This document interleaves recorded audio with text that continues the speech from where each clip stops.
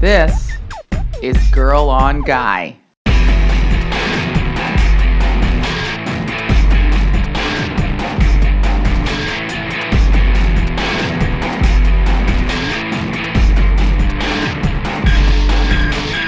Hey everybody, welcome to Girl on Guy 217. Welcome to the show. This is Girl on Guy Live. I mean, it's not coming to you live right now, but it was recorded live at Comic-Con in the lovely U.S. Grant, which is the home, the historical home, the very first home of the original Comic-Con, which, you know, I think if you think about it, literally means comic convention or comic book convention. Anyway, it's a historical building and it was a really cool room and we had a blast. For those of you out there who have been a part of previous fan appreciation events at Comic-Con, you know what it's like. It is a celebration of you. 100 of you won tickets to come and see me live. I gave away all kinds of presents, t-shirts, posters, stickers.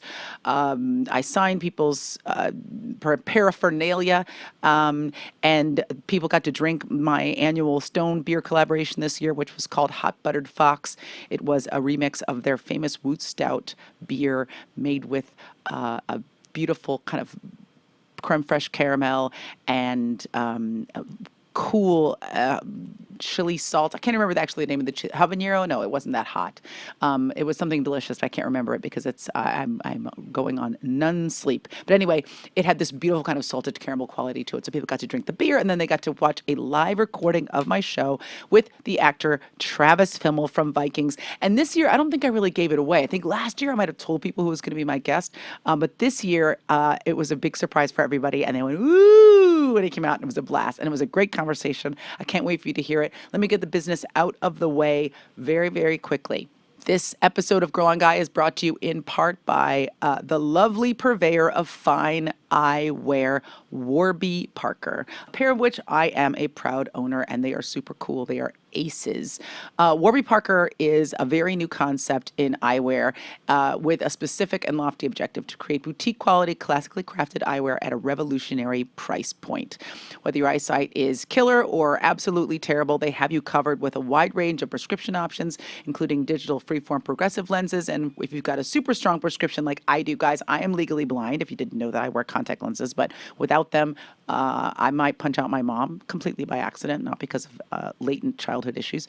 Warby Parker offers ultra-thin, high-index lenses, so you'll never look like that kid in the Sandlot with those Coke bottle glasses, which is what I look like for most of my childhood.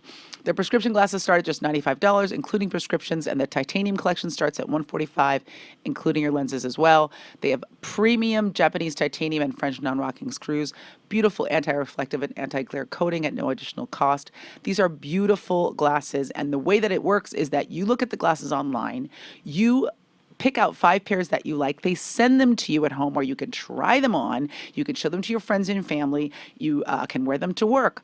You keep them for 5 days. You send them back for free.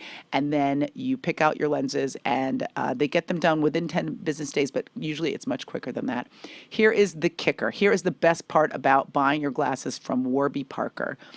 For every pair of glasses that they sell, they distribute a pair of glasses to someone in need, typically in a developing country where access to corrective eyewear is very, very difficult and sometimes non-existent. I love my Warby Parker glasses. They're not just beautiful and functional. They're glasses for a purpose.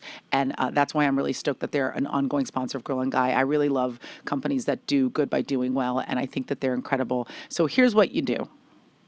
You go to warbyparker.com/girlonguy and you order your free home try-ons right now. You try them on, you send them back, and your experience is risk-free, free shipping when you buy your glasses. warbyparker.com/girlonguy to avail yourself of their free offer. And here's the thing, it's for a charitable cause. They're also the coolest, most elegant glasses you can wear. You are doing good by doing well, and you are also letting Warby Parker know that supporting Girl on Guy is a good choice for them. So check it out. Visit warbyparker.com/girlonguy to get your free home try-on experience started today. Check that out.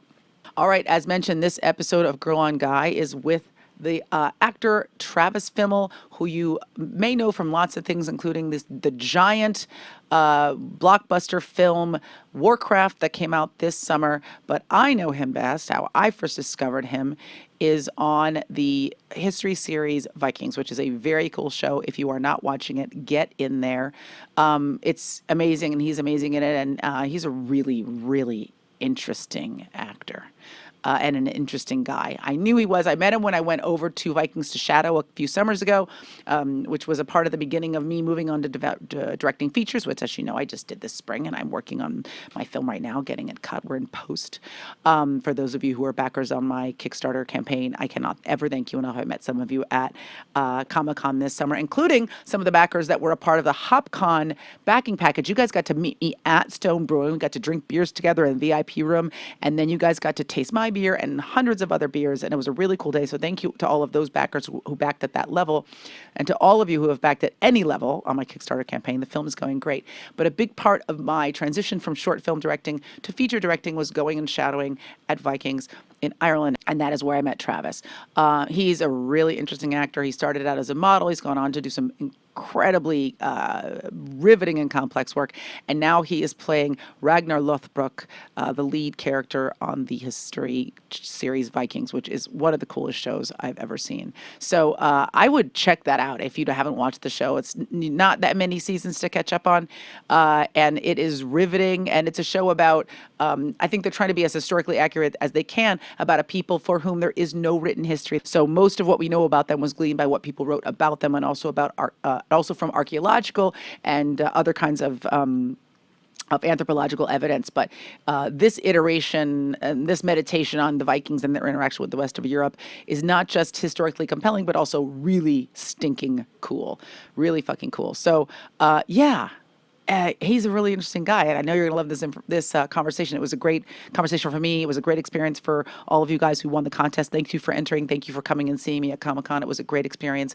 You guys rock. Ladies and gentlemen, this is Girl on Guy 217 with the actor Travis Fimmel of the series Vikings and Warcraft and many more, coming at you straight out of Comic-Con 2016 and right into your face. Can you guys all hear me? Yeah. It's obviously an intimate setting here, and we don't have any kind of amplifying equipment other than the mellifluous bellowing of the cavity of my chest. So just know that we're going to do our best to project. First of all, thank you guys for entering the contest for the awesome fan appreciation event here at Comic-Con 2016. You guys are amazing. You're all winners in my book. And thanks for standing in the sun while I got my shit together today. You guys are excellent in every way. I didn't stand in the sun. What's that? Oh no, I sat in the bar. You sat in the bar. Well, that's clearly you're a Girl on Guy fan of a very high caliber. And I have a really special guest, a guy that I'm actually trying to get on the show for a long time now. But he's a moody and elusive artist, and it took me a while to lock him in. You know him from a lot of things, including the most recent big, huge blockbuster version of the game Warcraft, but you probably know him best as Ragnar Lothbrok from Vikings. And he's here right now, ladies and gentlemen. Please welcome Mr. Travis Fimmel.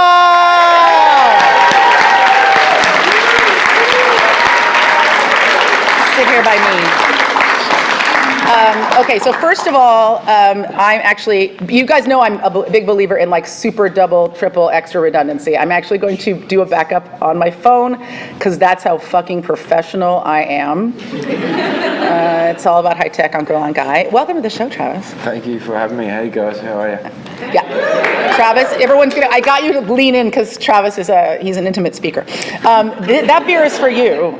That was red wine. What? Am I even on? Yeah, you are. Yeah, no, it's not. I can hear you in here. It's not being projected out there. It's just being projected into my brain. Cheers. This is a beer that I made. It's not going to kill you.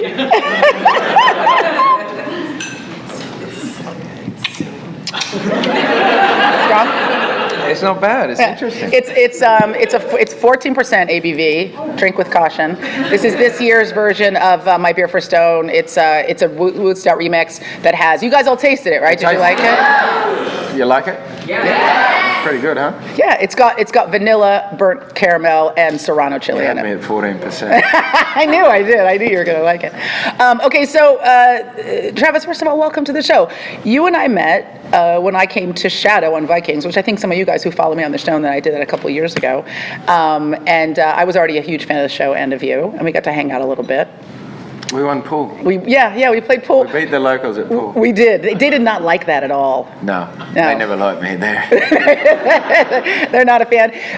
Vikings shoots in County Wicklow in a tiny, what's the town that Ashford. That's where Ashford the studio. studio is, yeah. And then the town itself in Ireland, it's about an hour north of Dublin, is that big. South of Dublin. Is it south? Yes. I don't understand. But it's the most directions. beautiful place, I think, in the world. There's beautiful lakes that we shoot at, and everywhere within sort of half an hour. Yeah, gorgeous place. But I remember walking into that pub with you, and I felt like it was a scene from, literally like a movie. Like there were like two old guys with one tooth, just staring at you from the corner, You were the prettiest thing in that bar for sure. I was also the blackest thing in that bar, I'll tell you that. Yeah. So they were very confused by the whole thing. And then, this is awful, but there were two girls in that bar who were in love with you. I swear to God, they were staring at you so hard, I thought they were trying to voodoo you into submission. Do you remember them? They were like maybe I'm not Portuguese. good at remembering that. Yeah, you're always good at remembering girls. They maybe were Portuguese. Anyway, I went over to them. Oh, yes. Yes. I can't say exact because you never know. You never know. Yeah, we won't say that. We won't say her name, but this girl literally was trying to tractor beam you into her body with her eyeballs. And I thought that they knew you. Like, that's how hard they were looking at you. I was like, these must be Travis's friends. So I went over, I was like, hi, and I hugged them. And they were like, oh, hello. I think they were alarmed that they were getting any attention at all, because I think you've probably been avoiding eye contact for fear of murder. Now, that's not nice to say, but you never know. You know what I mean? To be honest, Is she your friend I now? like that little scary thing. I should not look at this bird. It makes it interesting, doesn't it? Yeah, totally. It is. A little bit of danger. Yeah, and then you're watching in the car park and stuff. Hoping. Are you doing it, or who's hoping for what? Is she? I'm into that stuff. Are you like them weird? You like weird girls? Yeah, I don't. Yeah. This is already my favorite conversation I've ever had. I went to the grocery store for years and I never met nobody. You never met though. That's when you're meant to meet somebody for the rest of your life. I'm more of a car park after that. Just lurking or waiting for someone at the pub in the shadows. Yeah. Okay, well, we know what you like now, ladies. Just lurk. Work on your lurking skills. Yeah. I want to come back to Vikings, but I want to go back to the beginning of your life. So tell me where you were born. I was born after one night of passion from my parents. The only night of passion? No, they had three. I got two brothers. I was born in Echuca Hospital, which is about 40 minutes from my farm in Australia. It's between Melbourne and Sydney. Okay, you grew up on a farm. Wow. Mm-hmm. Help people who don't know Australia. Melbourne and Sydney; those are both on the south coast of the continent. So so I'm about 3 hours north of Melbourne and 10 southwest of. I'm a real navigator here. Yeah. Southwest of Sydney. Cool. Inland, like an inland farm, or near the. Yeah, very hot and dry. Yeah. We irrigate, but we got to bring water in. There's no. We don't get much rain at all. What did you grow? What kind of a farm was it? Well, me and my brothers had a little different business. Marijuana? Okay, I get it. It's cool. It's legal now. You don't have to be embarrassed. I just said that. It's cool. But, no, we had dairy farms. We had beef. We had a dairy farm, beef farm, and crops. But the dairy is the main industry. Yeah. Is that, it's interesting, like I always feel like culturally when you say that you grew up on a farm, it means something very specific. Like if you're an American, you have a specific idea about what that's like, but you know what I mean? Yeah, or kind of that heartland corn and, pick up chicks, and I'm sorry guys who are from farms, and I am an asshole, I agree. But what was that, like, what was farming life like for you? Was it a huge ranch? Like were there people that lived nearby you? Were you kind of in a really... we were a few Ks or a few miles, whatever, from the closest neighbour. Mm-hmm. But it's all very flat where I'm from. So we didn't do the whole horse thing. Even though we had horses, it was quicker to do everything on motorbikes. And we call our trucks utes. Utes? Yeah. Okay. And unlike the country songs over here, our dogs never run away. They're very loyal. It's probably too fucking hot to go They anywhere. made love with other dogs, but they're very loyal. But no, it's very hot there. It's very. I love farming. I want to do it, but I'm going to get a place up north where it rains more. It's very tough farming, Was it? and hard on. You just see it's hard on your grandparents and your father. But I wouldn't change it for anything. If you grow up on a farm, you sort of understand it. But there's nowhere else I want to raise kids or live myself. You know? That's lovely. I'm just trying to make some money. Yeah, just get some money so you can go back and start ranching. Yeah. You like Australia? I don't like hot, dusty shit, though. I mean... No, there's no dust in the kitchen. Yeah, there's also no Aisha in the kitchen. So, yeah. That part of my... Unless I'm making beer, I'm not fucking around with the kitchen. That part of my life is... I'm not like that. That was just... Yeah. I like you guys. You're very like, hey, whoa, come on, buddy. Yeah, they It's were. Australia. We barbecue. There's no kitchen. There's no kitchen. I literally haven't cooked any. I made an egg last month, guys. That's literally. They're very protective. This is my posse. Observe. So you grow up in this kind of rural life and you know, and again, I don't want to insult you. I feel like I have this kind of city attitude about like what it's like to live in the country, and I don't know. Thank you, and I don't know anything about what it's like to live in the country in Australia. But how much of like the entertainment business was leaking into your life there? Like, were you Absolutely none. None. Yeah, I never wanted to do this. I was never a kid that danced around and tried to get attention. Even now, you're inscrutable. So yeah, I can see that. Were you a quiet kid? Yeah, no, I was very quiet, but I love the outdoors. I was always. My brothers they sort of stuck together. Two older brothers, and I was by myself. Aww, you're the baby. You're the baby. Axel I just went hunting all the time. Yeah? Just went out on my own, but I loved it. Absolutely. So you were like a little bit of a loner. Yeah. But you know, one of those, you throw a ball and then you got to go grab it and throw it. I want you to know right now that I was totally that kid. Like a big part of my childhood was going to the park with a tennis ball and throw it against the wall. Really? Oh yeah, that's hours of entertainment. That and the voices keep you all occupied all day long. I see your sad face when it goes in water or something. Then you go back inside and eat a popsicle. Yeah, you know, I can entertain my damn self. I do feel though, like a lot of times loner kids. God, I'm gonna regret it. I just feel that that's you can. I know you, and I know that you can take it. I got other interviews. And no one gives a shit about what happens to you after you leave here. You're going to winkle out of existence as far as I'm concerned. But I do think, because you were saying you weren't like a performing kid, but I do sometimes feel like loner kids tend to be kind of artistic adults. You know what I mean? I feel like I was more autistic. Autistic? that can be interesting as well. There's something funny about it. I mean, the first acting class I went to, it was a very, the acting teacher really made you explain your feelings and just say what was your life like. My lexicon's not very good, guys. So it's working beautifully. You're expressing yourself perfectly. Yeah, thank you. Come to me. I've got extra words I don't need if you need them. Yeah. I'm full of shit. No, but everybody says what's affected them in their life and all that stuff. And there was something. I've never been in a room full of people that had similar issues, or sometimes you feel like a loner with your issues, and all the weird actors and fucked up people. Yeah. We're in this one room. It felt, and finally I felt like, oh, you get what I feel. Yeah. Yeah. Was there a moment like where someone expressed something where you thought, oh God, that's what I've been going through? Yeah, but I don't want to dob anybody in my life. Sure, that's fine. Yeah. And there was actually a lot of people in the room, very similar. And I'm not a fan of. I'm never going to stick up for actors or anything, but there's a reason why people are drawn to it. There are other wankers that want the fame and always wanted to be in showbiz since a kid and wanted to wear pretty dresses and shit. But Fuck that shit. I did wear. I worn a dress before. Yeah, you have. But my issues aren't that.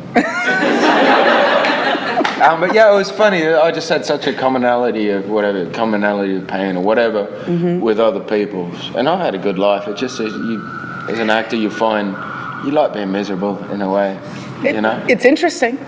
I mean, I'm serious. Like, I think a lot of times if you've had, like pain in your life, it can be crippling, but if you can see it as just an aspect of being human, it can be interesting, and it's definitely interesting as an actor. Like when you go through shit, and you think, well, not to be like glib, but this is. Use it. Yeah, I can fucking use this shit. Oh yeah. You'd say something, oh, what's going on this week, and something bad, somebody died or something. You go, oh, we're gonna use that.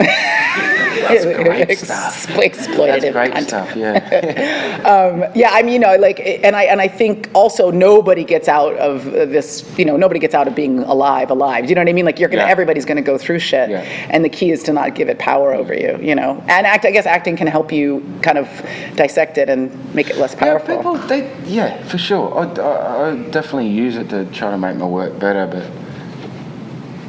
it's I don't like it or whatever. You don't like it? No, I don't like being in that mood or whatever. But I'm an actor where some actors, good luck to them, and there's some amazing ones that do it, but after you do your scene, I'm like talking normal. I have fun, but some actors are just so intense, it's like, fuck that.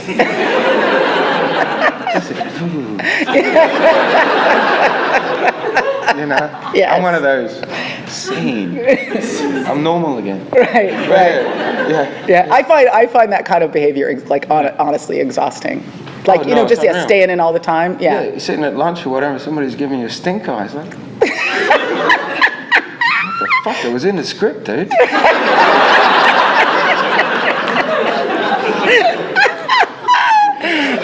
Oh God.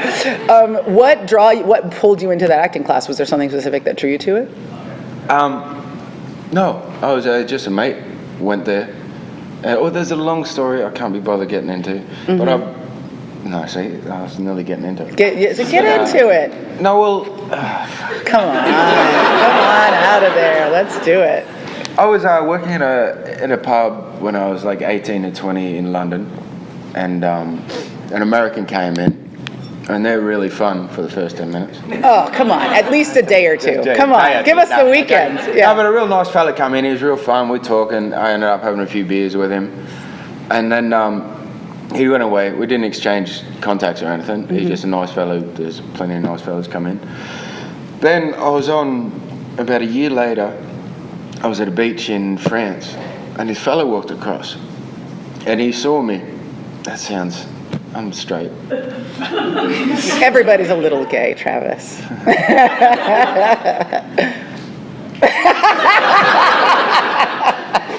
No. Are you thinking about it? But anyway, he walked across, and I'm like, I know that fucker. And he looked at me, I know that guy. And we're like, hey, English pub, we worked it out. And then another, 6 months later or something, I gotta think of the third place now. You saw him at third place? No, I saw him at third place. Yeah. Jeez, I've forgotten. It's the beer. It is, 14%. Yeah. It's literally it's the strongest. I could make it without breaking the law. I could ask Jimmy, I've told you this story. This is my... Yeah, what was the third place, Jimmy? Partner, James. I've told you this story. Where was the third place? It's David Seltzer I'm talking about. London? No, that's... London, and then the beach in Paris, and then a bathhouse in Greece. Yes. Okay, good. Through a hole in the wall. Yeah. Anyway, so...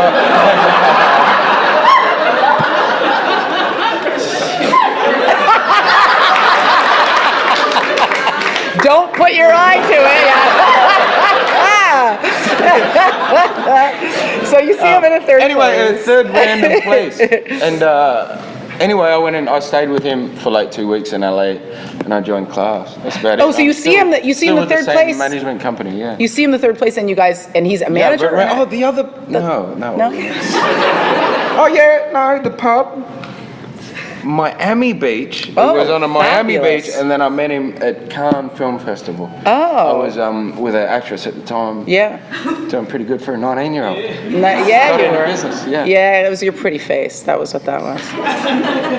Yeah, it was. It's okay to have once been a pretty boy. You're still quite handsome, but when you were young, you had a face like a baby's ass cheek. That was a compliment, by the way.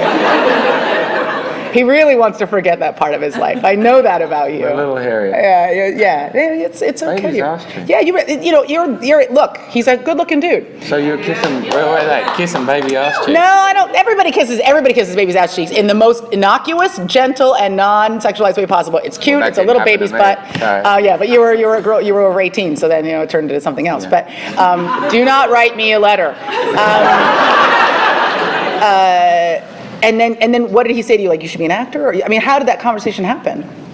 Because Hey, why don't you try it? I was working at a pub, getting chubby, I loved it though. But I certainly couldn't do it for the rest of my life. I could have, but I thought it was a dumb option. So Yeah. anyway, I just tried it. I wanted to travel. I wanted to see the States. And anyway, and you came here. he hooked me up with an acting teacher. I went to class, yeah. Wow.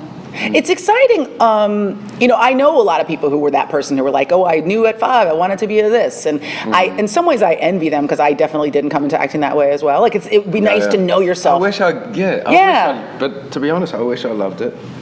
Some actors just love it so much. I was like, I love going to work. I'd do it for free. I'd do it on a stage all the time. It's like, You don't feel that way? no way. If you work, you get paid dumb money. Yeah, it does I feel can't make that on the farm. No.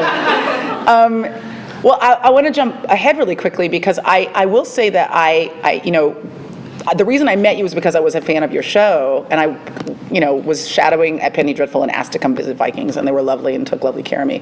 But your acting is so interesting and so thoughtful and so nuanced that I am surprised. See, that could be really shit acting. It could be. It could just be that you're a tricksy motherfucker and you do the same 3 things over and over again, and I see it as sinister genius.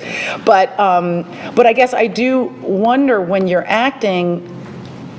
I mean, are there times when you enjoy it and times when you resent it, or how do you feel about it generally? Because you are very good at it. Oh, that's a beer. But It really is. it is pretty strong. No, I want to be proud of what I do, and I want to be different, and I want to be whatever you do. I want to be as good as I can be. Yeah. And that's probably why I'm still doing it, because I still think You I can get be, better. Yeah, a lot better. And Yeah. I'm not really made myself proud enough yet. But Yeah. as soon as I get to that point, hopefully I get to that point soon, and that'll be no more. I'm going to tell you something. I'm going to head shrink you for a second and say that I don't know. I don't know that you may ever reach the point where you're satisfied, because I think if you're a dissatisfied artist, you stay a dissatisfied artist, which there's nothing wrong with that, because that's what drives the pursuit of excellence. People think they're awesome all the time. They're probably not. But if you're dissatisfied with your work, it's because you're constantly pursuing. I might have to do something really dumb where I will not get hired again. Oh, you're just going to blow your life up? Yeah. Can you please call me first so I can watch? Or potentially participate? Do you think... Now you're working on it in your head, I see it. Do you think, I ask this question a lot on the show, people who've listened to every episode know this, I was really circling this specific question for a while, about whether you have to blow up your life periodically to be an interesting artist. If you need, I don't mean blow it up like end up in the gutter, but do you need to have radical experiences to be artistically radical? Do you know what I mean? If you're just kind of getting up every day and having a bowl of cereal and driving your electric car to your set, and then somebody brings you a fucking bagel toasted the way you like it, can you be an interesting actor? I think for some people maybe, but there's some amazing, like Daniel Day-Lewis's of the world, which is just... He's the one giving you the fucking stink eye at lunch, though, that guy. He's still Lincoln now in the fucking Starbucks right now. They're misspelling Lincoln on his latte. That's that guy.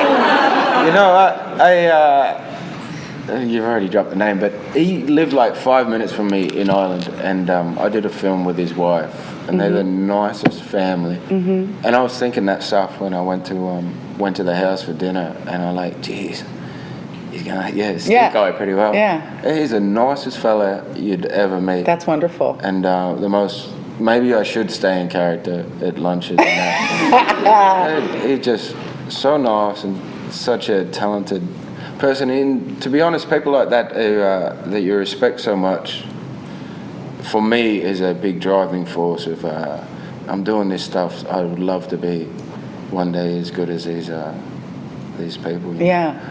But then there's a 90% of You don't people care. that don't work as hard and Yeah.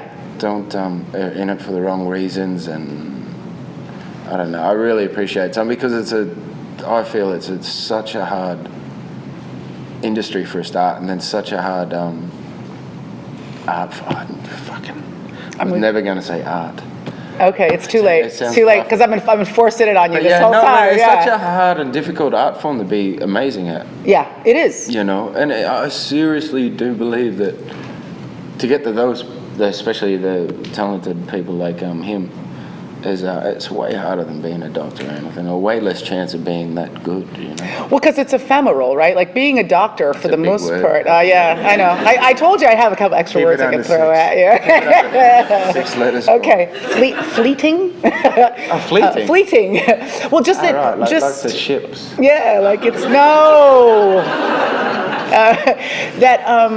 That like with a doctor, like there are rules, right? Like that the spleen's always in the same spot, and Yeah. these veins go here. But with acting, there's just something ineffable, like something that you can't put your finger on. You know what I mean? Yeah, and you can learn a million methods and practice and practice and practice, and then there's just that like that extra bit of something that is just innate. But then I also think you can have breakthroughs as an actor, right? Where all of a sudden shit becomes apparent to you that wasn't apparent before. Yeah, I really think early on, especially, I haven't had a breakthrough for a bit, probably won't. But no, yeah, definitely, definitely. I think there's a lot of fear involved, and I forgot my thought. Yeah, it's the beer. You're late, dude. Hella tardy. No, he works for me. He's handling my business.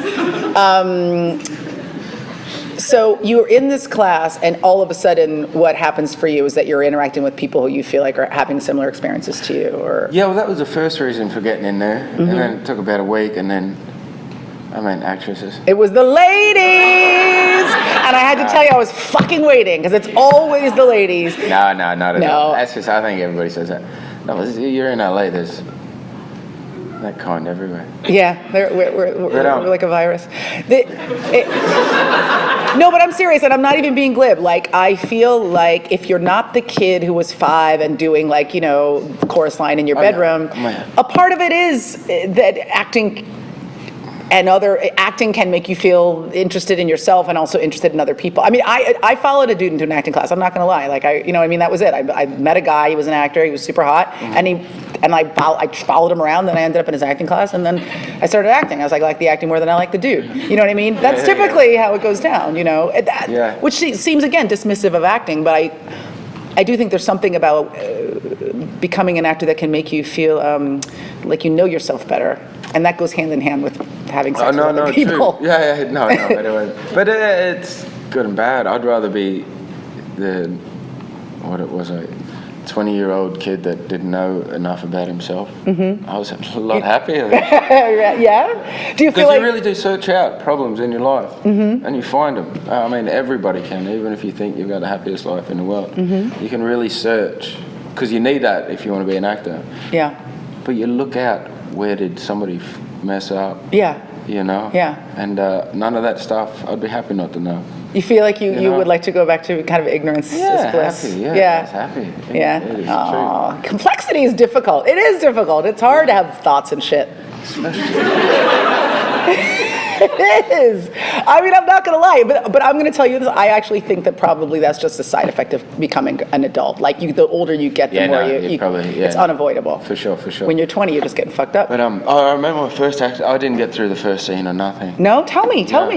What happened? No, I had to do a monologue. I forgot something that I think DiCaprio did or something in that movie on the island or something. Mm-hmm. But I got halfway and run out like a little girl that's Really? dress blew up. Yeah. like afraid or frustrated or? No, afraid. I can't Yeah. stand. I could never do stage. Really? Can't do it. I can't be up in front of people and. Well, today's a big day that for you thing. then. Yeah. That's right. I'm looking that way, and I had about 6 before I got here. Oh, you're on fire. I'm so proud of you. Yeah, thanks. Thanks, pal. I'm just here to support No, your but choices. it's so intimidating, you know. Mm-hmm. And But do you ever find it exhilarating? I mean, is there an aspect of it that the intimidation is the other side of excitement? well, no, I don't get that. From No? other people. But I do when somebody. You're in acting class. It's funny. Either if nobody comes up to you and says anything, you know you're just shit. Oh yeah. Oh yeah. You know, but if some people come, oh, that was good. It's like, oh, yeah, thanks, buddy. Act like it didn't mean much. It was like, fucking yeah. But my biggest drive was, it was so difficult, and I'm like, other people can do this. You know, it's like anything. Yeah. I was like, if somebody else can do it, other than the big word thing. Yeah. But if somebody else can do it, I can do it. Yeah. You know what I mean? So I'm like, I got really frustrated and driven to, like, God, other people are doing it and they do it good. And that's what sort of made me stay in. I didn't want to be defeated by this poncy actor stuff. Yes, and your own crippling paralysis. Yeah. I also get that, like the thing of like, if for no other reason than my own, like, self, not even satisfaction, but just like my own sense of who I am. I have to attack this. I have to beat it. You know what I mean? Like, it's not so much competition with others, but competition with yourself. Yeah, no, for sure. Yeah. What was the first gig that you got, like the first kind of, I hate your big break because it's so fucking like hacky, but like, what was the first thing that you saw as like, okay, I'm an actor now? Enough. It took Vikings. Took a few jobs. Yeah. Yeah. No, my first movie was an Australian one called Restraint, and that's there's one scene in there that I'm proud of. I'm not very proud of much of my stuff, but I was 24 by the time I did that, and kind of felt like an actor then. Yeah. That was your first feature. You'd done some small I'd done stuff? some TV. Yeah, I'd done Tarzan. Nice. I call it a kid show. Adults watched it. It's kind of my excuse for it not being very intelligent or me really being bad. But yeah, it's just for kids. Yeah, that's why. You weren't meant to enjoy it, dude. Why were you watching it, bro? It wasn't for you. Yeah. What are you, WB, loser? Grow up. But yeah, I was watching Smallville at the time. Yeah, which was your own kids show. Yeah. Did you come? So you were living here, you moved here, and you were training here, and you were auditioning here. Yeah, I went to acting class here. I never. Most Australians all do NIDA and that in Sydney, and there's all this clique and and then they come over here and they're still in that little group, and everybody's always asked me, "Oh, do you know all the actors?" Oh, we think you guys all know each other. Yeah. I'm sure that you're hanging out with Hemsworth. Yeah. But the funny thing about actors, they're all exactly the same around the world, wherever you are. Yeah, It's like, I don't hang with actors other than you. Oh, thank you. I don't hang with actors in LA. I'm not gonna. Yeah. Just them being Australian doesn't make it. Well, I mean, I know all the black people, of course. In school. Yeah. We all went to school together, and we have a meeting every week where we just talk about the fact that white people keep stealing our slangs. We have to make up new shit. I really resent Jiggy, guys. I'd like it back. But so that's also interesting because I do feel like, now this is going to seem fucked up to any other actor that's listening. I have actor friends, mainly ones that I made in acting class, Don't right? get us in trouble. No, but I guess I think, I think you were talking about people who pursue fame or the idea of the culture and the experience and the lifestyle around acting, and there are people who just want to act. Yeah. And I feel like the people who are doing the former want every part of their life to reflect that they're, like, I have celebrity friends, I'm on a fucking boat, whatever it is, you know what I mean? Versus just like you're a person and your friends are from all kinds of walks of life, and then you go occasionally and you do your job, which is acting. I always look at it as like, when are the really, really good actors? When do you ever see them caught by the paparazzi? It's like most people, you have to go somewhere to get followed by the paparazzi. Or if you got a go to the Ivy, that fancy That restaurant. fucking place. It's the Yeah. worst. That whole part of town. No, I once was walking to an appointment because it's right by the Cedars-Sinai, which is like the main hospital in LA. And I was walking by it, and there's like a guy that stands in front of it with a phone, and he just calls the paparazzi whenever anybody famous walks in. Yeah. But you're right, it's a choice. Like if you go to the Ivy, you're choosing to be photographed. And I've also seen, and I don't care because we're not friends, like I remember once driving from an appointment in Beverly Hills and seeing Paris Hilton run from the paparazzi and then wait for them to catch up, and then run and then wait for them to catch up. I mean, that is... Maybe she had really bad cardio. she was doing high intensity interval training. That would be me. That would be me. That I'd run from him and then I'd be around the corner. I gotta smoke a cigarette, guys. Give me a second. But it's a choice, and then those people act beleaguered by the very people who they're inviting into their lives. Yeah. And they walk out of a fancy restaurant where only only famous people are. Walk out like, oh no, come here. Yeah. Jesus, there's a back door too, dickhead. Yeah, like you're choosing this for yourself. I mean, I always think actually of Matt Damon, a guy who like you never see him in pictures, you never see his wife in pictures, and never see his kids in pictures. Exactly. You're right. It's a choice. Any of them. Once you never see Nicholson, you never see. No, well, you don't see Nicholson because he's housebound because he can't get out of a chair. That was mean. I agree. So. And having interacted with you kind of offline, what I remember being struck by and what I thought was lovely was that, you could have been like one of my mates and we were just in a pub having a beer. And that's like how I want to live my life specifically. I feel like the rest of the stuff is She's very good at pool, by the way. I'm a shark. Not that good, but she's pretty good. I murdered him. He's really still working on his feelings about it. It was like a year ago. Pretty fun. I feel pretty good. Do you feel good? You all right? Yeah, you recovered? I'm all right, yeah. But I also think that you can't play real people if you're not living a real life. Like that's just my opinion. If you're riding in your Bentley, to the club, it's very hard then to portray like someone who's like having real issues in their lives as a person. Yeah. No. Then you search for why you have to go to a club in a Bentley. Right. If you want to use it as an actor, but yeah, some of it's. Well, you can find that. I guess you can find something in everything. But it's such people. I don't know. It's a funny industry. It is. It's a mystery. I would have loved to be in the '60s. Yeah. Yeah, I'd be the worst dancer in the '60s, but everybody was a shitty dancer. Who the fuck was getting down in the '60s? No, but all the movies where it might be a bit older, but they sing and dance. Oh no, like the late '50s, like the Fred Astaire kind of thing. Can't sing, can't dance. I'm struggling at acting. The only thing I got is my emotional.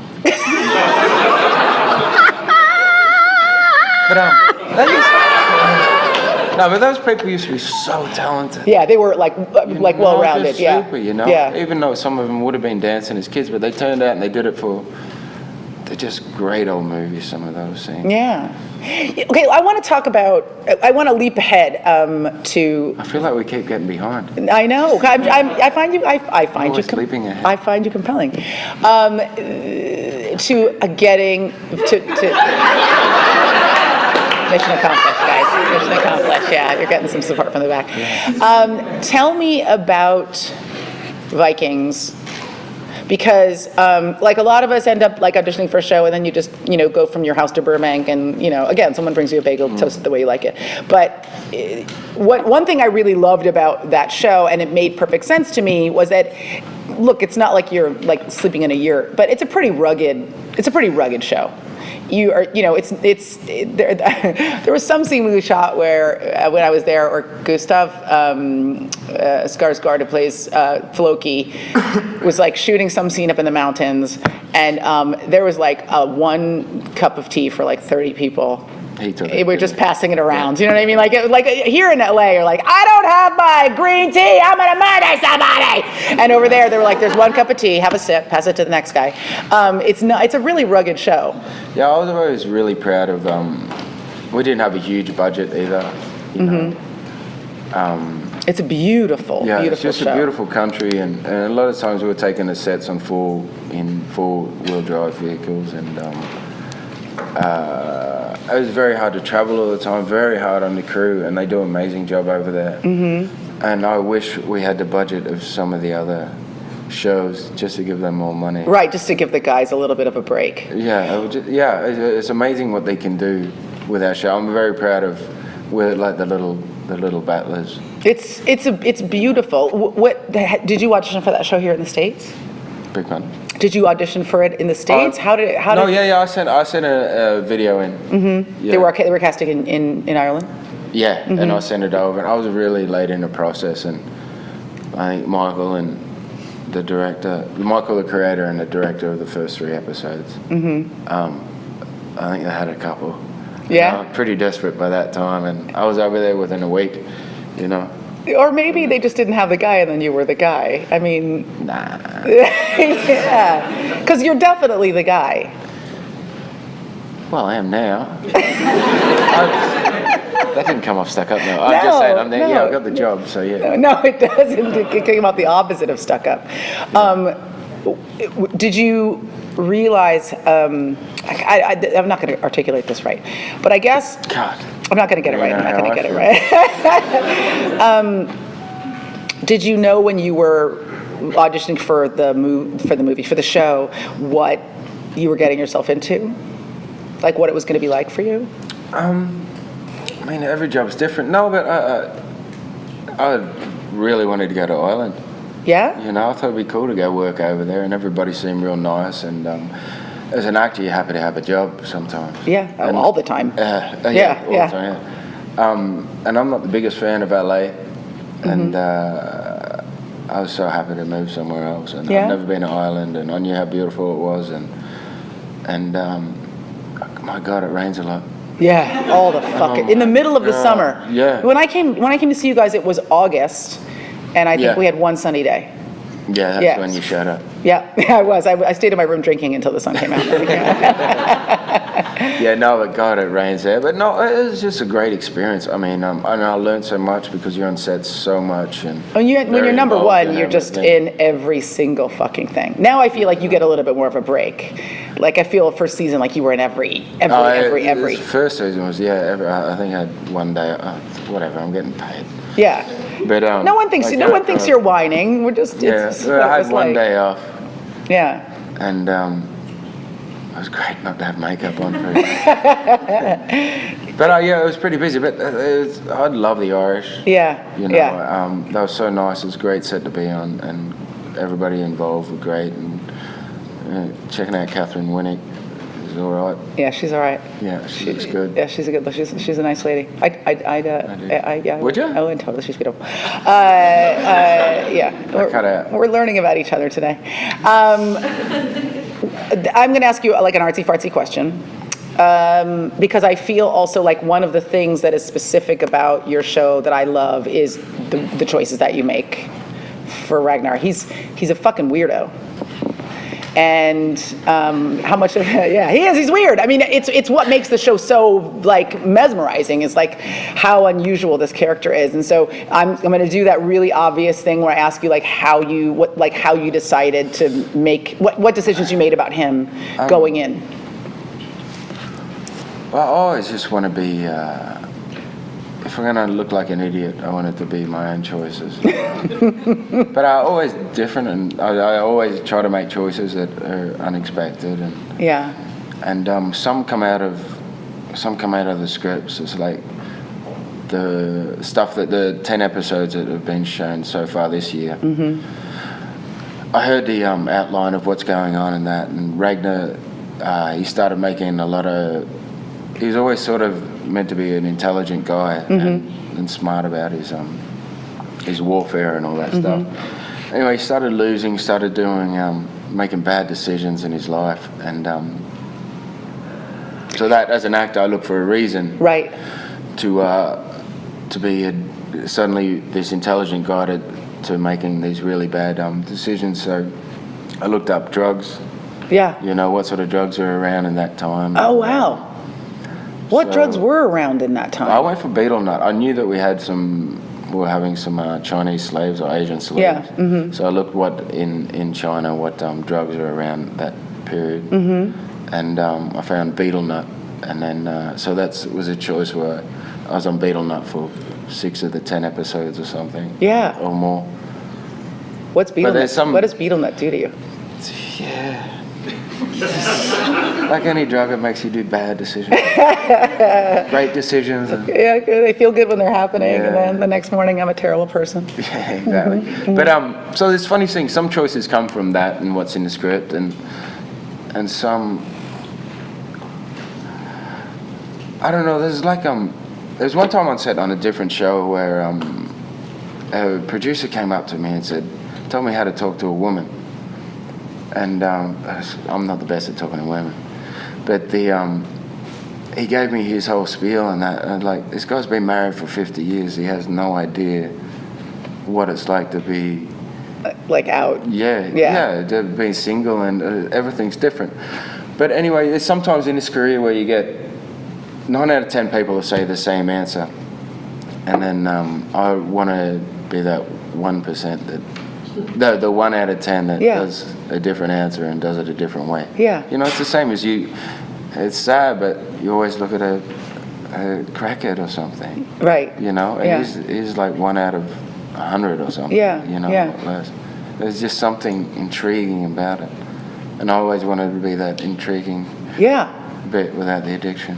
Yeah, I mean, I'm serious. It's like I like I said, I don't think I'm going to articulate this properly. But as a fan, but then separately as an actor, when I watch you play that character, I'm so intrigued by the choices that you make. They feel so unusual, and I'm always trying to figure out what you're thinking, both as an actor, but also as a character, to make the things that happen physically with you in a dialogue sense, what drives the results. You know what I mean? It's he's such a fascinating guy, and I also feel like you do a lot of non-textual stuff that's really interesting. Like especially season 1, when we were meeting Ragnar, there was all this like non-verbal shit that you did that was just so interesting and weird. Well, some of that's down to not being very good at memorizing lines.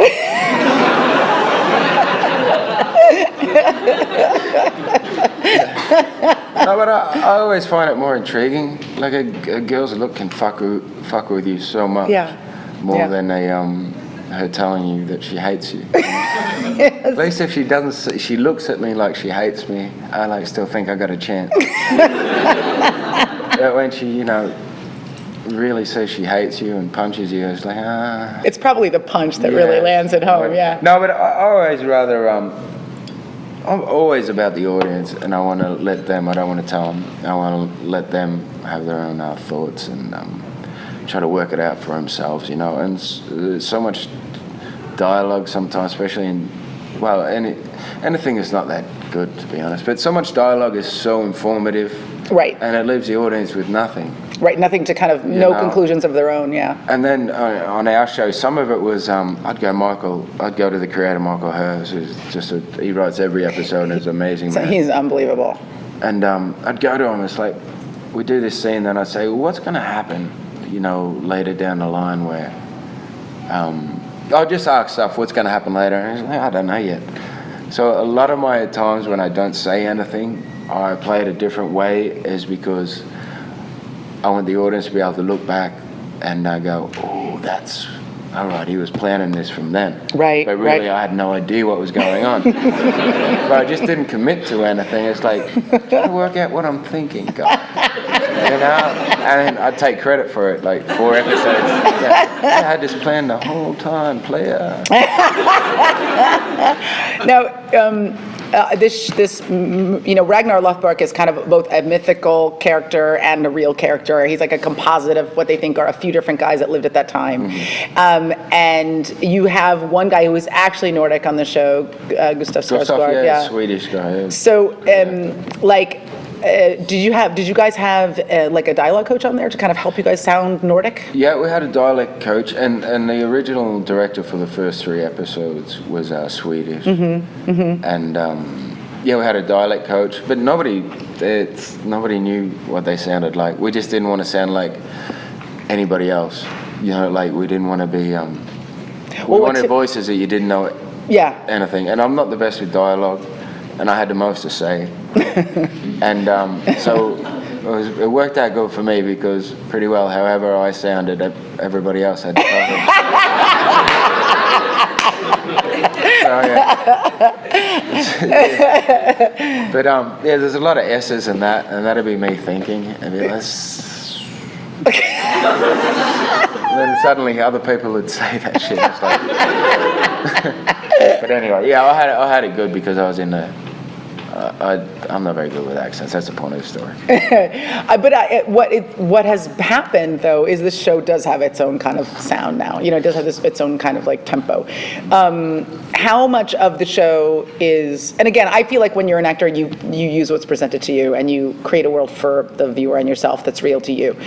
How much research went into just like that time and how those people lived and? Well, if you come to the panel, some people think it's 100% real. Like it's historic, which it's no, but I mean, I think we really am Ragnar and leave them their dreams. Yeah. There are at least 8 or 9 people I've met here at Comic-Con. No, there are at least 8 or 9 people here at Comic-Con I've met over the years who have named their child Sterling Archer. And so, you know, whatever, get down how you want to. You know, make your own choices. But it's... we're based on. It's very hard. The Vikings never read or wrote, so there's no written history at all about the Vikings, other than that was written by people who encountered them. Attacked, right? Yeah, people that they murdered. Got a bad rep.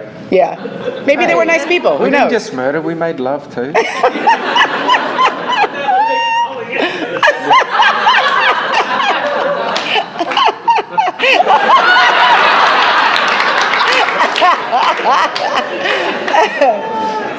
It's funny she's giggling, not scared of him.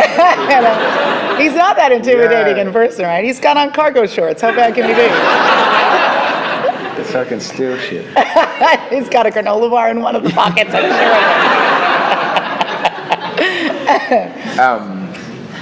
sure. Where were we? Oh, I was asking about how much, how much... Oh, yeah, no. So, like, my character might even be real, you know. Right. There are true stories. There are stories written about him, and a lot's based on those stories. But as sort of taking about 10 famous Viking characters and putting them all in the same generation. Right. And I think Michael did a great job at that. And it's funny, even the historians argue with each other. So. Yeah. Because they're in a lot of this stuff they're inferring from, you know, just kind of physical evidence because there's no written history of these people. No, exactly. Yeah. They just started writing in Sweden like 40 years ago. So. Really bothered me. They've been drunk the whole time. Yeah. I'm going to get a lot of letters. Yeah, you're going to get Sweden, shit for that. But they're going to be drunk letters, so who cares? Yeah. I'm going to ask you about one specific episode. I think it's one of my favorite episodes of your show.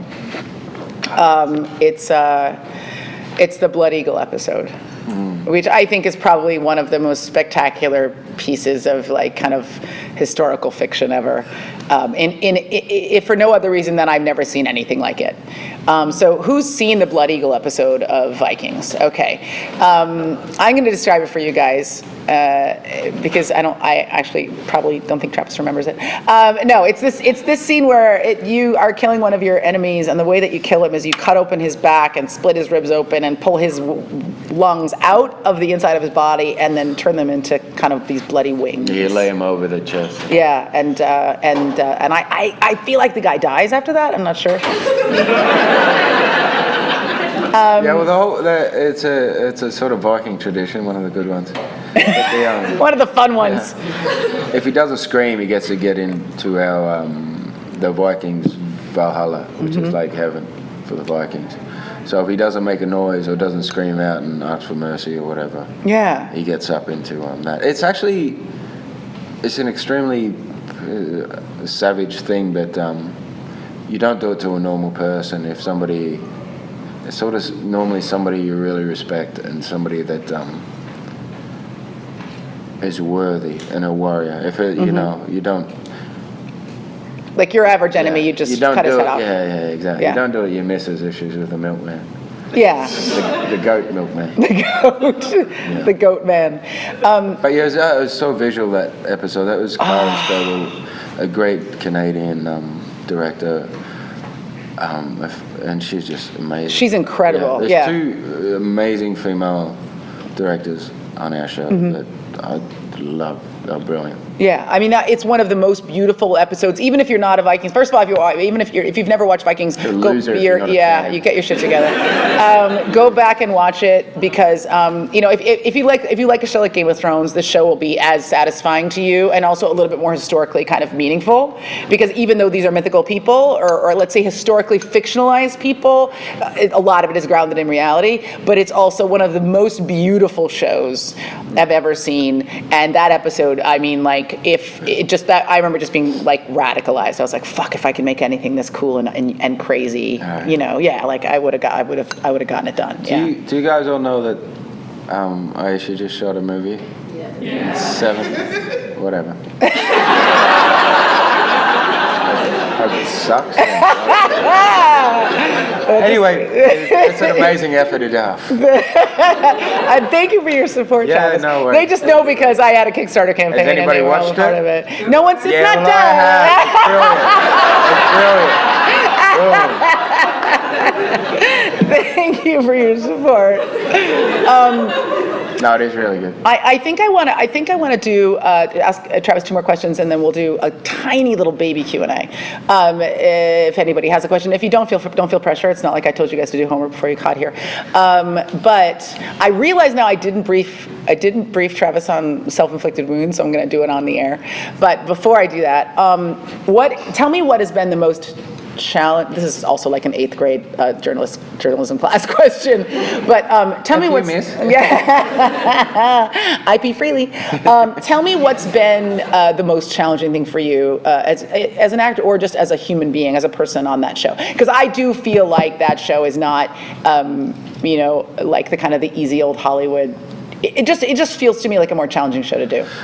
I was fucking cold as fuck when I was on your show, and I don't even work there. You know what I mean? I was like, I know you guys all are on the call sheet, but this is my heater. Back the fuck up. So. I guess you sort of get used to it. Some days are really cold though. But the most challenging. Is it just again? I'm not to make you like seem like a pussy, but like, what's the thing? What's been the thing that you found, has been something that you get up in the morning and go, fuck, I got to do this, or fuck, I'm going to have to overcome lines this. all day. Having lines. Yeah, just the dialogue itself. Stuff. Mornings are tough. I don't mind a beer after work. Yeah, you don't. I've seen that. And it's pretty hard getting up sometimes. That's probably why waking up in the mornings. The great thing is that you could actually go to work every day slightly buzzed, and it would be useful for your character. That was another proving people wrong too, because I used to get in trouble for having a couple of beers before I go do something. And the show's on still 5 years later. Point proven. Yeah. No, that's just dumb. Yeah, no, it's not. It's true. I drank. If you watch Criminal Minds, 3 of the episodes, I'm completely wasted. So you just try to pick them out. Try to pick those out. No, but it's a big challenge for the whole show to do what everybody does in the show in such a short amount of time, without a huge budget, with the weather. Like you'll see on the show, because we don't have the budget. You'll see half the scenes in sun, and then the other half is in rain, just because we can't wait for it. Right. You all know about continuity sort of stuff, where you got to shoot the scene in the same weather. And you were shooting it over 7 days, and it's going to take place, especially when you do these big scenes where you're attacking a city or whatever. And all those attacking, it's amazing what they did with the fights. Most, like a movie would take, or Game of Thrones or whatever, it'd take like a week to shoot, and we do it in half a day. Oh yeah, and comparatively, like, okay, if you guys are caught up, who's not caught up on Game of Thrones? Cover your ears. Thank you. Oh, you're a good man. You love her. He doesn't love you. He took his hands away. That's the big scene that they just did.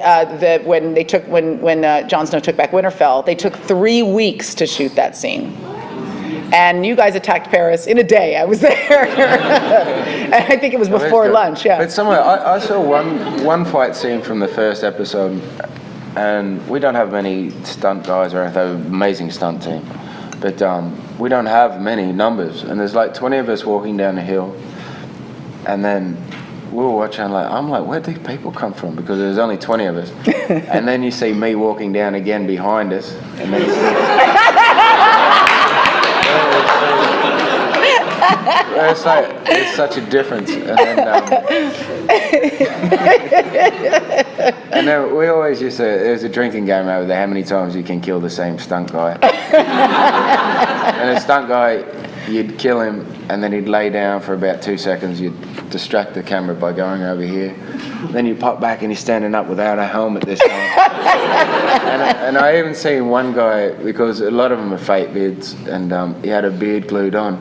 And I looked back one time, and I forgot what I was meant to do or whatever, but I was looking at this guy on the ground trying to pull his beard off.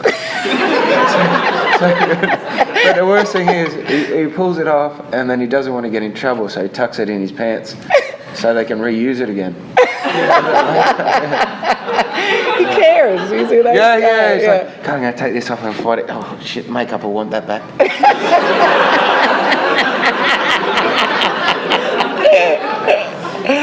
I will say that I've never been on a friendlier set. I asked to visit, and they gave me this beautiful tour, and I got to hang out, and I knew you, and I knew Alex, and so I made Alex friends with is the nicest he's the person in the sweetest guy in the world. Alexander Ludwig, who plays his son, Hunger Games, and he was in Bjorn Lone Ironside, Survivor. Lone Survivor, and he did his own movie, When the Game Stands Tall. He was he was like the lead in that. He's so good. He's such the nicest fella you'd ever. I actually don't like him. Yeah, I see that. It is. He's so happy. You just want to. Yes, he's bouncing around. Exactly, like. You're like he'd be putting trash in a rubbish bin or trash in the trash. Yeah. But he'd be walking over. Hey, woo.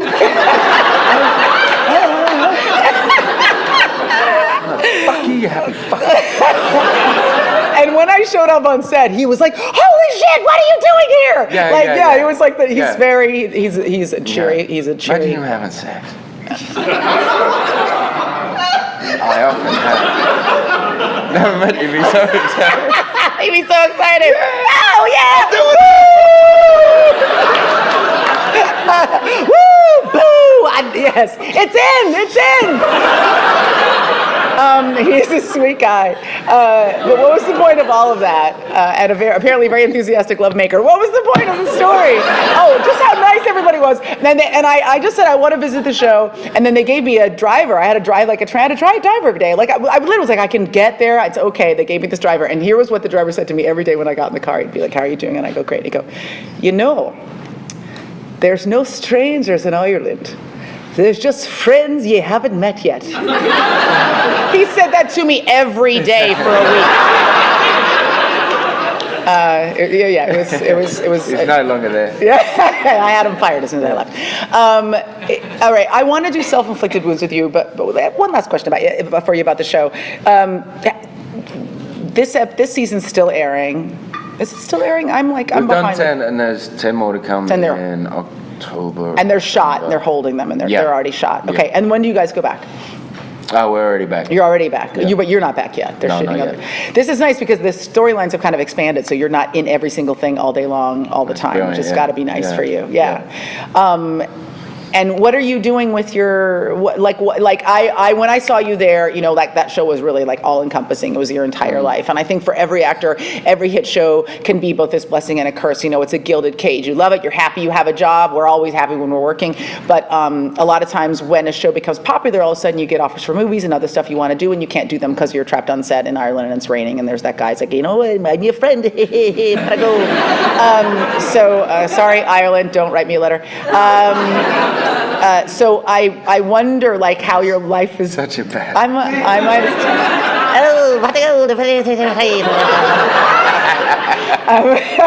It's like a miniature art. It's a tiny. I live in a tree. I live in a tree. Yeah, I live in a tree. I directed a film in Ireland, by the way, and the lead of my new movie is Irish, and so that doesn't mean that I can be an asshole. I agree. It's just I'm taking liberties.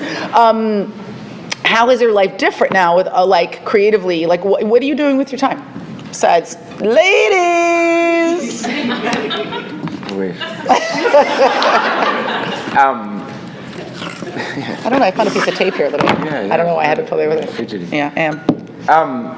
No, I've been very lucky. I've got 3 other projects I'm going to do this year before going back to Ireland. Oh, that's great. And I got no complaints. It's funny, you struggle for a long time. Mm-hmm. Yeah. And the show's been amazing for me, but it was like, 12 years before the show where it's like, just, drinking the cheaper beers. Mm-hmm. Now, 40% ABV, my friend. Pinkies out, bitches.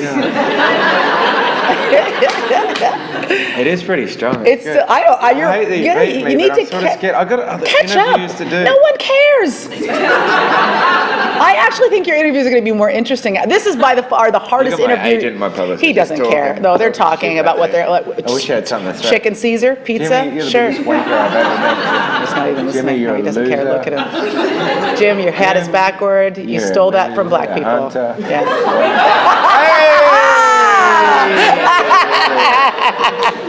Why did black people make you turn around? No, he stole it. Yeah. Finally. There you go. Black voices matter, Jimmy.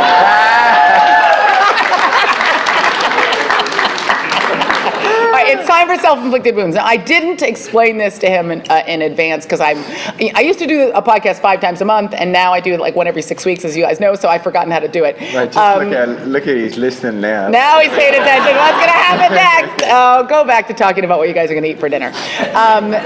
So. At the end of every podcast, my guest always tells a story, self-inflicted wound story, and this is something I know. I personally know you have like 30 or 40 of these. Something that's gone wrong in your life that's your own fault. So it doesn't have to be cataclysmic, like I love love. something that you feel comfortable sharing with others. What's going wrong in my life? Just like people have told. I'll give you 3 examples. I'll cut this out of the show later, or maybe I won't because I'm lazy. H. John Benjamin told a story about getting food poisoning and then having to drive from LAX to TCA's in Pasadena, and he was trying to make it there, and the punchline is, I didn't just shit my pants, I shit my car. George Stroumboulopoulos tells about like getting his first big paycheck, and he buys a motorcycle, and he decides to open it up on the. He was like a Ducati. He tries to open it up the very first day. He wrecks it within a block and breaks his collarbone. And as he's jumping up and in agonizing pain, he yells out, "Fucking cunt!" at the top of his lungs as a group of schoolgirls are walking by. And a lot of guys have talked about going home with a girl they really liked and then being so drunk they vomited all over them. Adam Reed, who created Archer, told a story about going home with a girl he met in a bar and they're making out, and her girlfriend came home and then beat the shit out of him. Which is really just what he deserved. And then Chris Rock, everybody knows the Chris Rock story. It's the best story. No one can top it, so don't feel like you have to. But Chris Rock told the story about he was dating a girl. Hey, I can top anything. You can. I believe in you. I can't say that. I can't. You can. That's why I'm giving you examples. No. Oh, okay. I'll give you 2 more. So you feel like you have company. Chris Rock's story is he's sleeping with a girl. She gives him the clap. He goes and cures it. Yes, that clap right there. The fun one, not the fun one. Not the fun one. No, not the wave. I thought she was impressed. He goes and he cures it, and then instead of just saying, "Hey, maybe you should get some ointment," he sleeps with her again and gets it a second time. And finally, I'll give you a really good one that just happened, which is top 5. Tay Diggs was out in New York shopping for Christmas, and he had to take a cab from Soho to the Upper West, and he had to pee, and he didn't stop to pee, and he got home, and he got in sweatpants, and they were tied in a knot, and he really had to go, and he couldn't get it out, and he peed into his own face. And he said he couldn't stop. He said he was like an Italian fountain. It just kept coming out, and he couldn't stop. And he was like walking through his house, just spraying and then by the time he got to the toilet, he was done. So I feel like I've given you enough examples. There's got to be something I in there. forgot what I was going to say. But on that peeing thing, it used to be. I think it's an Australian thing, not just me and my mates. Mm-hmm. But whenever this is not the story, by the way. Okay. But whenever it was really cold, and you were at a lake or an ocean or whatever, and you couldn't make up your mind if you're going to go in or not. Yeah. You just peed your pants and then you had to go in. This was like an incentive? It's like, that just made up my mind. I got to go in. I love how that's a choice. You're All right, now I gotta go. Okay, do you have one? Well, I've got to clap one, but don't do that one. You can do whatever There's you always want. a urinating one. Yeah, this is honestly, this is your story, and there's. Fucking know it's my story. It's Yeah, going out. there's- That's something. People will know. Just trying to make you feel supported. Yeah. No, it's just embarrassing. That's kind of the point. And just so you have company, I wrote a whole book where I talked about this shit. Really? Yeah, just so you don't feel like we're putting you on the spot. I mean, I am putting you on the spot, but, in a huggy way. I'm not judging your choices. It's just your choice. Exactly. There was one. I had it halfway through when Shit, I should have stopped talking. Was it about a girl? Yeah, no doubt. Was it about drinking? What? Was it about drinking and a girl? Yeah, it could have been, yeah. Was it about peeing and drinking and a girl?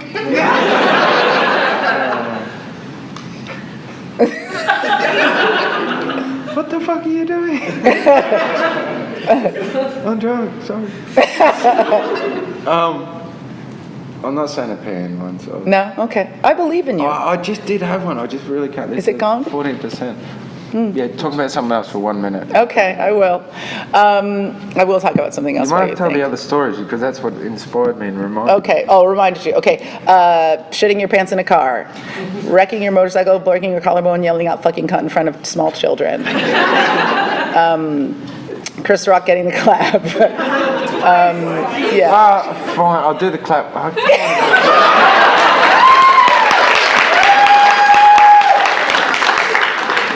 Everybody hurts, Travis.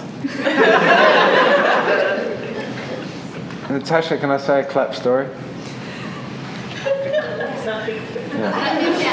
Chris Rock did it, and he's a billionaire.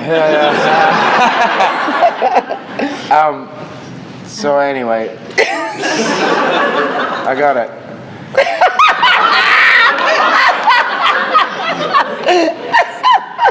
Sorry. I kind of wish that was the story. I'll stop. I want you to tell it. No, so there've been. Oh, this is fuck. There've been two people that made sweet love to, and I couldn't tell one girl that I had it, and I was going to avoid it. Yeah. Anyway, so I knew her randomly 4 doors down. I knew a doctor that specialised in that. In the And he gave me like 3 pills. I took them. Sweet, gone. And then so now I got to work out how I'm going to get this girl to take the pill without telling me. So she works. I didn't know her very well, but she worked at a restaurant. Where mate? Oh no, I can't say too much because she'll work it out. Yeah. Do you want to reboot? Because you're fully free to reboot. No, you're right. Anyway, she works at a restaurant. So I tell my mate who also works at a restaurant. I tell him the whole story, and he's like, "That's actually a dickhead." Anyway, so I'm like, "All right, I got to get her to take these 3 pills. How am I going to get her to do it?" And he goes, "Oh fuck, dude, I'll put it in a drink."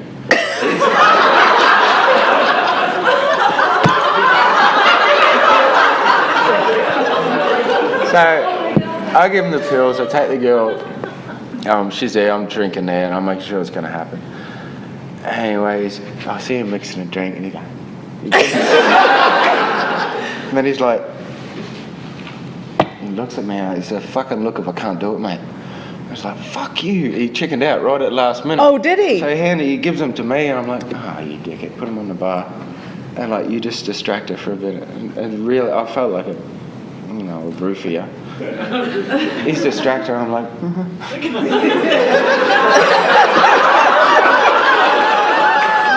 And within a sip, she goes, "This tastes fucking weird." So it didn't work. I had to go back to my doctor. And we got the 3 pills again. Go to the same restaurant. Oh, they do. Just put it in dessert. Do it. In the dessert.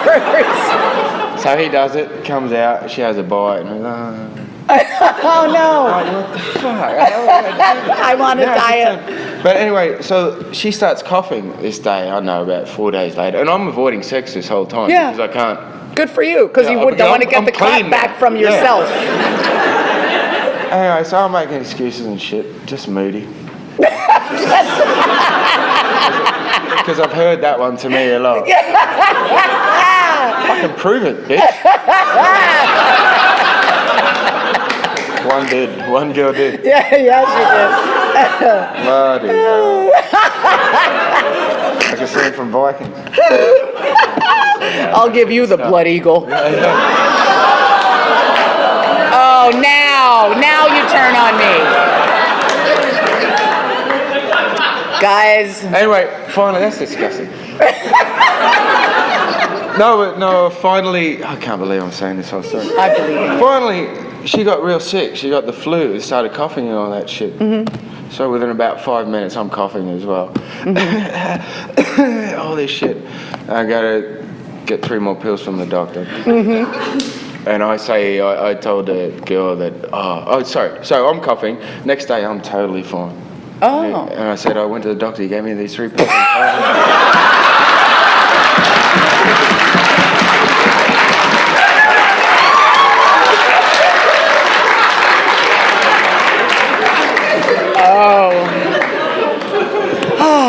Guys, that was really actually a really enjoyable story.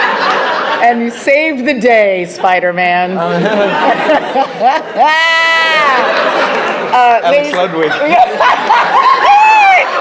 It's in! Guys, please put your hands together for the sensational Mr. Spider-Man. You guys are amazing. You're my army. You're so incredible, beautiful, sensational, talented, delightful. You smell wonderful, and you're Legion. Thanks for coming, guys. Bye! Oh, we never did a Q&A. Travis has to go. Let's do one question before we say it. Yeah, we do a couple questions? Okay, all right. Come on up to the microphone here. As I told you, I've forgotten how to do my podcast. Come on down, Giggles. Yeah, okay. I'll cut this up so the question goes before the end of the show. But make a hole. Thank you. All right. You're adorbs. Is it okay if we do a couple questions? Yeah. So Thank you. That was really fucking great. Sorry. I haven't told that story for a long time. Hi. Hey, hon, how are you? Hi. Well, thank you. So I'm a fan of Vikings, and watching the show that first season, I want to know if you guys felt not being one of the shows on a pay channel, something like that, not being able to go as far as, say, the Vikings did. You guys had to use like cutaways and to kind of express some of the things that go on. Do you feel like Humping is what you're talking about, right? Okay, good. Some of that, yeah. Yeah. But do you feel like that has made the writers, the actors, everything about that show stronger because you guys have to do less? Yeah, for sure. I'm really proud that I'm a bit old school in a way. You don't need to see boobs and shit. You know, He's to classy, entertain the audience. No, but there's so many stuff now, especially when series get into 3rd and 4th, they run out of stories. They just throw out boobs every second. And it's like, come on, haven't you seen you porn? No, It's free. It's free. Yeah, it is free. No, but I feel like some of that is such a biggest cheat in the world for bad writing or for running out of ideas. You know, I'm real proud of our show too. You don't have to show people, you know, naked and all that stuff for it to be entertaining. But it is funny in a way where you know, you can walk up and I could stab her in the side of the face. That wouldn't be very friendly. Or a gut, and her intestines come out if I slash her across the stomach. But then you can't show a bit of nip. Yeah, no, you made a really good point, which is that we're so inured to violence in this country that we'll you know, you can see disembowelment and beheadings and, you know, someone, you know, being chopped to bits, but but like a half of a butt cheek on a guy is like scandal. But it's weird because that's who the Vikings were, both sides. Both sides of that, yeah. But when's the last time, you know, there's been some horrible event in the world where a lot of people were killed in an orgy?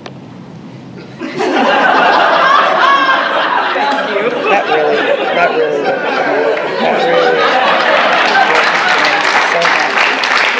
That was great. Yeah, we're gonna do. We'll do. You just being a DJ and shit there? So, my normal podcast setup is so simple, and they brought me this big thing, which I just use to order a pizza. I have no idea how it works. I feel like I'm recording, but yeah, I am recording. But go. Yes, come ask your. You got better be the fucking. Next question. Right, Beards of rage. So since we were talking about... Lean into the microphone, because that one, I can't hear you. So since we were talking about... hold on a second. Celebrity here, up and down. I know, yeah. I have no idea. I can't. I have no idea. No idea.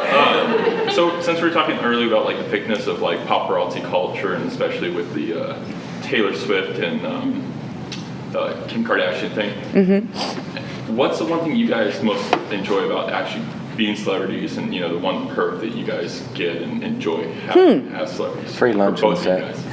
Yeah. I'll take my answer off the air. What was the last thing? What is the last thing you just said?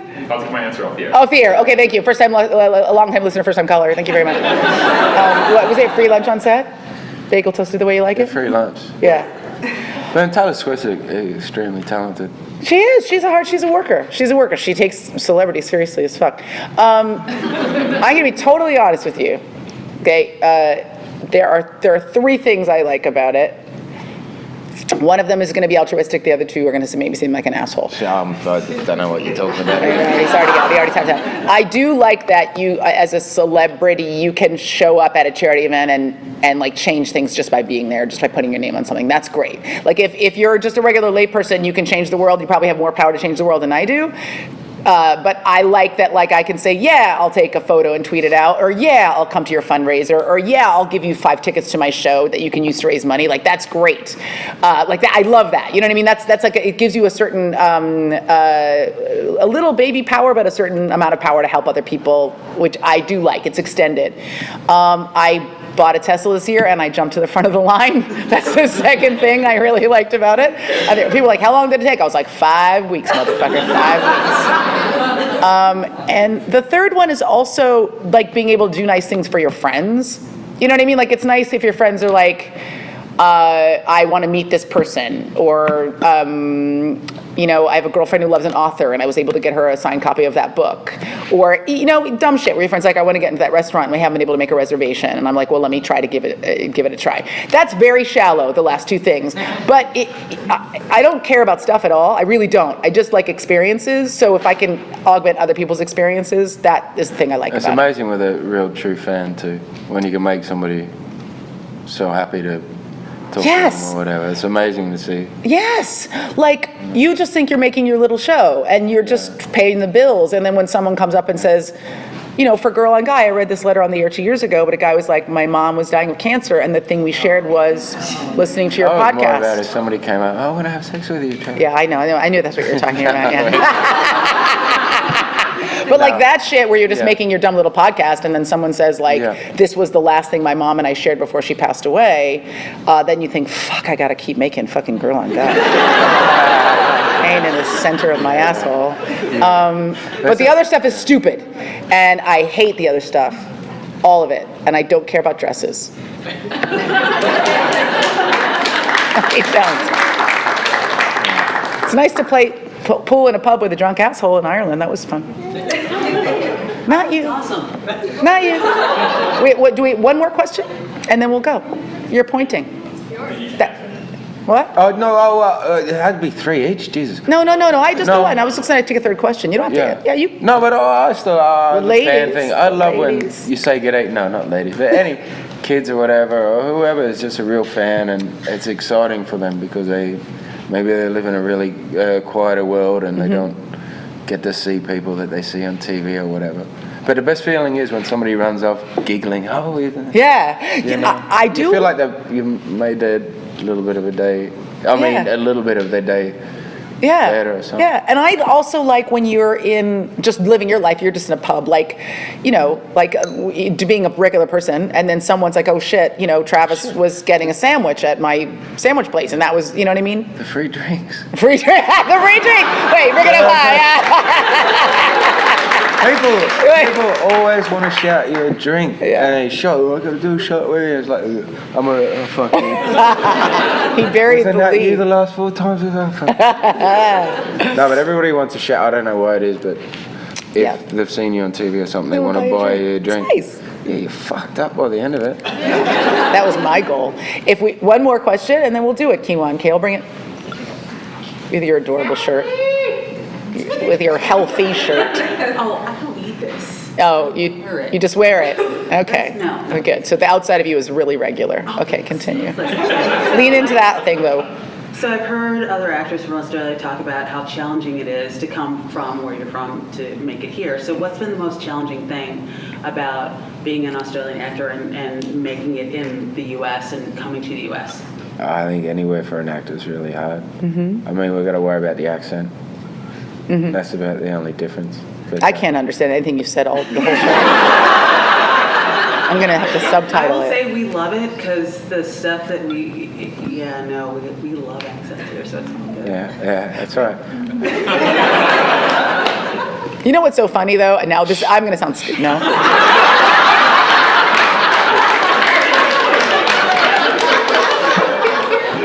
No, it's definitely the accent. I'm not sure what they're complaining about. Maybe a 14-hour flight over here or something.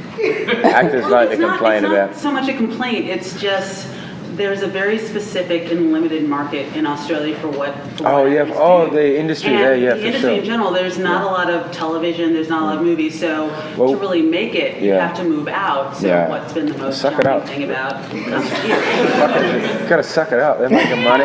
No, but there's 22 million people in Australia, and say it's very hard to make a film for 5 million, a normal film, and a 5 million box office in Australia is a big hit. So it's hard to make money making films in Australia because we've only got 22 million people. So we have to come here. We'd all love to stay there and work, but there's just not enough population there to make it worth it in a way, you know. So we have to come over here. And of course, you guys are you've been around a lot longer. There's a lot more of the industry here. There's a lot more equipment, a lot more everything. Aisha's here. I'm here. That's really he just buried the lead again. Yeah. Just drop that. Yeah. And I will say that, you know, we're Americans and there's so many of us that we think that everybody else has an accent, but he kind of early when he was telling the story about how Americans are fun, you know, when you go somewhere else, you're the person with the accent. And, you know, that can get you free drinks. It can get you laid if that's what you're looking for. Anyway, you guys are amazing. Thank you so much for coming. I love you. Have a great day. Bye. That was Travis Fimmel. We actually got to have a little Wood Stout experience there. He got to drink some of my beer on the show, which was fun. We drank it together, and that was such a great conversation. If you couldn't tell, Travis is a really I don't know, I wouldn't call him shy, but he's interior, and I really am thrilled that he came on the show and did it live because I know that's not his favorite thing to do. And he was funny and he was engaging and he was forthcoming and he was sweet. And I really, really enjoyed that. I hope you guys did too. You know what to do. Follow me from me online and all the many platforms, Twitter, Facebook, Tumblr, Instagram. I'm not on Snapchat and my intention is to never be on Snapchat. So there you go. I'm trying to live that life. And stay tuned with me online to get new news about, and stay tuned with me online to get new news about all things Axis, whether you were a backer or not. I will keep you updated. I have been buried in post, and we are now racing to make some festival deadlines, and that is why there have been no new updates as of late, because I'm actually just making the movie. And, you know, as with any film, there are fits and starts, days when you're making incredible progress, days when you are stymied, but things are proceeding apace. It's a beautiful film. The footage is fantastic, and I cannot wait to show it to the world. So thanks to all of you who have supported me both via the Kickstarter campaign and just generally as Girl and Guy listeners. This show gives me so much joy, and it's one of the reasons why, despite my overwhelming overwork, I cannot I have not been able to give it up. I'm also back at Criminal Minds. So I'm doing Criminal Minds, The Talk, Girl on Guy, and editing my movie. So if I show up in the hospital with quote unquote exhaustion, you know why. You guys are the greatest. You are my army. You are supportive. You are killer. You are magnanimous. You are lovely. You are generous. And you are legion. And I will talk to you on the next one. Later. Girl on Guy is a production of Hot Machine. Blowing shit up since 2009.